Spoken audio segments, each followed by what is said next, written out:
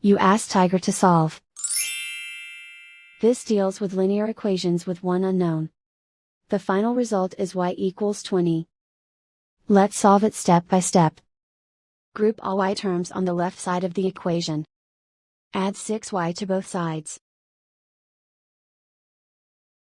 Simplify the arithmetic. Group like terms. Simplify the arithmetic. Isolate the y.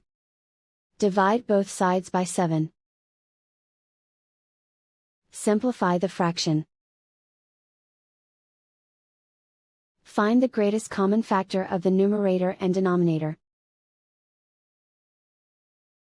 Factor out and cancel the greatest common factor.